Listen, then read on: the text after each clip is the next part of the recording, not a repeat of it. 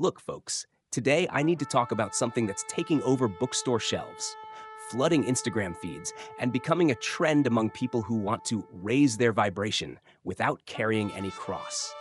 It's the business of spiritualized self help, a mix of gourmet gospel, toxic positivity, and success driven promises wrapped in pretty words. The perfect package for those who want Jesus as a life coach, not as Lord. And you know what's even worse? Believers are falling for it. Then Paul steps in with Colossians 2:8, making it crystal clear. See to it that no one takes you captive through hollow and deceptive philosophy, which depends on human tradition and the elemental spiritual forces of this world rather than on Christ. But is anyone really paying attention? The marketing world figured this out a long time ago. If you want to sell something, make it look appealing. And what did they do? They took a bit of the Bible, a bit of self help, a bit of cheap mysticism, and wrapped it all up in a flashy package with phrases like, believe in yourself, and the universe will conspire in your favor. You were born to win. Just declare your victory. Be the best version of yourself, and everything will flow. Does that sound like the gospel? Of course not. That's coaching dressed up as faith. It's cheap psychology wrapped in Bible verses. And listen, I'm not saying personal growth is bad, but when we replace the cross with a philosophy that only feeds the ego and ignores Christ's sacrifice, we're taking a shortcut to nowhere. Here's the trick. Most of these messages put you at the center of the story, the main character, the master of your destiny, the captain of the ship. And just like that, God becomes nothing more than a sidekick, a minor character, a background figure whose role is simply to bless you and make sure your dreams come true. But hold on.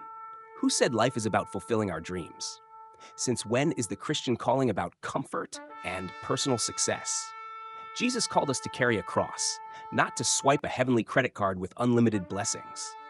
But of course, that kind of message doesn't sell. What sells is the sugar-coated gospel, packed with motivational quotes and promises of prosperity. A gospel that doesn't confront, doesn't correct, and doesn't require anything beyond a like on a digital pastor's post. And the truth is, there are plenty of people who call themselves Christians, but only want the Jesus who multiplies bread, not the one who suffered.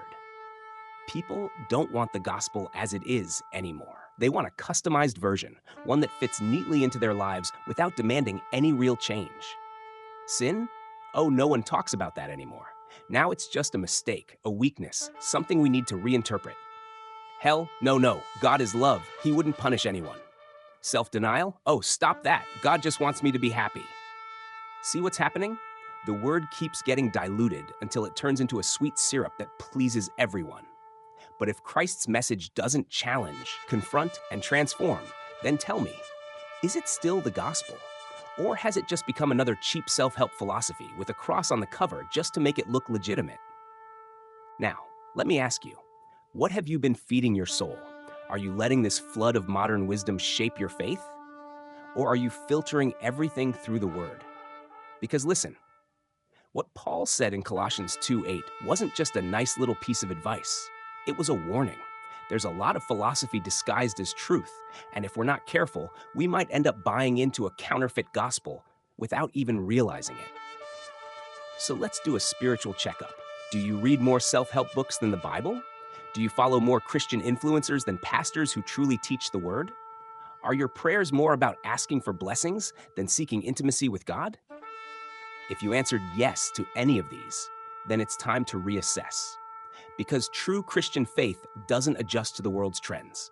It resists, it confronts, and it transforms. So my friend, be careful where you anchor your faith.